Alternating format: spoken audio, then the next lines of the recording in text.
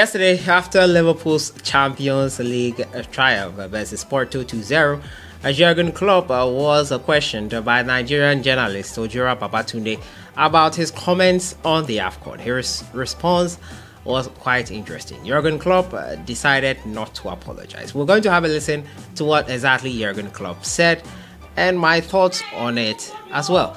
We're also going to talk about Baby Jet Asamoah Gyan, and Baby Jet Asamoah Gyan has expressed his thoughts on the penalty incident in the game versus South Africa, which is still with FIFA and no issue on the outcome has been out as yet. We'll have a listen to Baby Jet's thoughts on whether it was a penalty or not.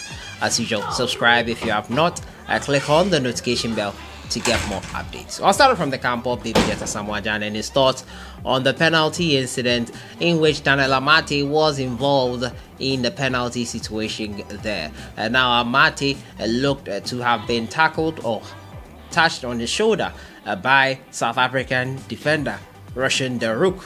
He went down and a penalty was given. Now it has become a topic of discussion, something South Africans have further on gone to FIFA about. FIFA and CAF to file a protest about the result and to have the referee, the officials, investigated. Now Baby Jet Asamoah Gyan in an interview with Asempa expressed his opinion on the matter. Let's have a listen to what Baby Jet Asamoah Gyan had to say. Screen like the one I won't say cameras indoors. Say other leagues now it's cut on close wings, different angles. No, I think that more part of now with me. I can't say anything. But for me, you know, the infringement, you know, it looks very casual from Libya. You know, say if I come to talk so easy that referee also a bank also a mule. I mean the new field no because the referee also very close. Also yeah, I get like about for me you know the dynamic you know I think that Amate went down too easy for the penalty to be which of bar. Me imagine I make sure you know I think that more partner or more closer to the incident you know more meeting actually well because then it didn't happen you know so people to me will be in because they happen in the flash and this kind of games of pressure referee needs to talk about also AD match and also pressure and so that if you are panicking or with the mistake I might be wrong, or it's not a mistake, or the right, you know. That's why it's 50-50. Okay. So for those who do not understand the local dialect clearly, this is clearly what he was saying in the interview. He said that the cameras in the stadium weren't enough, but those on the field of play are in a better position to make a judgment on it. But to me, the infringement looked very casual. The player went down very easily, referring to Daniel Amate, but the referee was very close to the incident, so he can make his decision on the field. But for me, where I sit, I think Amate went down very easily. Quite interesting. I'm just expressing my opinion, but those on the field of play can make a better judgment. I think it's a 50-50 situation. The game was also played under high intensive pressure, and that could also affect the decision of the referee. That is his thoughts on it. He felt that from where he was watching it from, which I don't know, but I don't think it was a Cape Coast Sports Stadium, he felt that Daniel Amate went down too easily, and probably the intensity of the game, the occasion of the game got to the referee, and probably that's why he gave a penalty. Well, those are his opinions, and maybe he is entitled to his opinions, but it's quite interesting what Baby Jet thinks of the penalty incident. He thinks that Daniel Amate went down too easily, and I've already said it here on the channel that Amate took advantage of the situation, and the penalty was given in his stead. He knew what he was doing, and I've always been saying that the South African defender made a very big mistake by placing his hands on the shoulder of Amati, giving him an excuse to go down. But those are Asamoah Gyan's thoughts on the penalty incident. Another South African player, former South African player, is in the person of Junior Kagi, says that he's a player coach of Malanti Chiefs. He says if the match was ordered for a replay, Ghana will beat South Africa again, and this time around it will be by a huge goal margin. He has issues with the call-ups that coach Hugo Bruce made ahead of the World Cup qualifier games, and said that he didn't call the deserving players and why he was calling young inexperienced players. He has another issue with the South Africans and feels that even if they win the protest, they'll be beating again, and this time by a heavy goal margin. Let me know your thoughts in the comments box on what these two players, former players, are saying about the decision by the referee, and with what will happen if rules for a replay.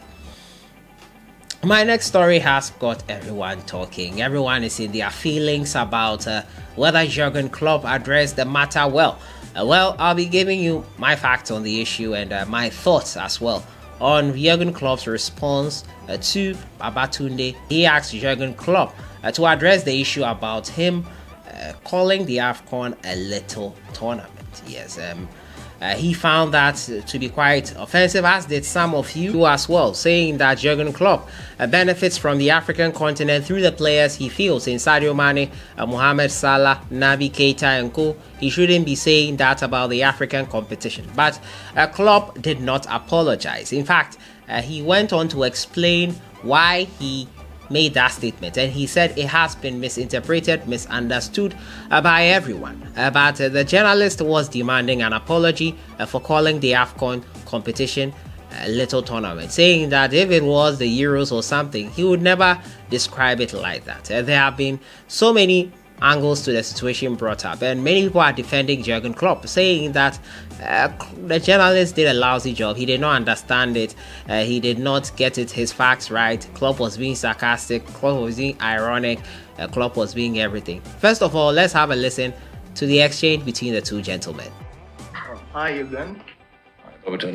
Yeah, my name is Ojoro Babatunde of OGB Sport. During your last pre-match presser, you demeanly regarded the African version of Euros Afcon as a little tournament. I think it's an insult to the players, it's an insult to the fans, it's an insult to the people, and it's an insult to the continent. And I think you owe the continent an apology. It's all good. It was not. I didn't mean it like that. I didn't mean it like that. I don't know why you understand it like that. To be honest, that was what you said. I listened to the presser. That was what you said. You said a little tournament and a continent in Africa. That was what you said. I didn't mean it like that. Okay, come on. Did you say what you say, and then I start what I want to say? But you are not finished. Come on. No, I'm done. I said I think you owe the continent an apology. That's it. I'm done. That's it. Thank you. So I'm really not. It was not even close, and not even my idea in my mind that I want to talk about Afcon as a little tournament, or about the continent of Africa like a little continent. Not at all. So what I meant is, because people said, and if you watch the full press conference, then you might have, if you wanted to understand it the right way, you could have understood it in the right way, because they said there's no international break anymore until March.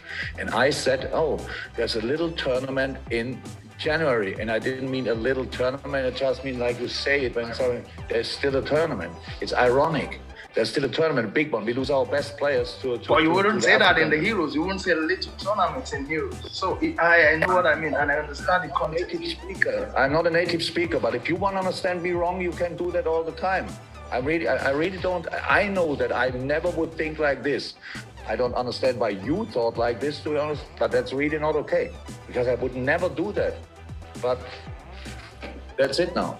It was not my intention. But you made it up. You made something of it, so that's not so cool as well, to be 100% honest. That's Chris to finish. Thank you. I think we've clarified it, which is it was an ironic statement. So Chris to finish.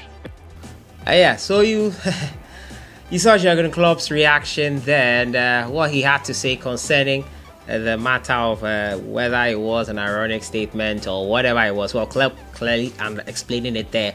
He was being ironic. He was being sarcastic, sort of, with that statement, because he was explaining to whoever said it in the presser that there is no international break again. So he said no. He corrected the person and said there's a little tournament in Africa in January, and so he wasn't or didn't have the intention of making it look like the African competition is little or whatever, or demeaning the African competition in any way. So the journalist, according to Klopp, took it out of context, and that is what he was trying to put across. Well, I felt that at least Jurgen could have just as easily said that yeah, sorry about that, maybe you got it wrong, just apologize and then explain this one. But he did not.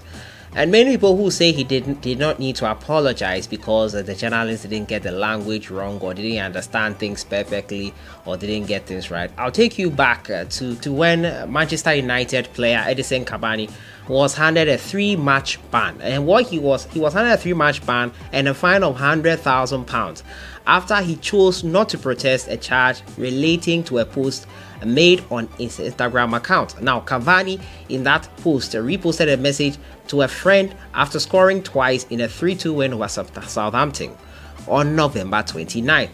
He wrote, "Gracias."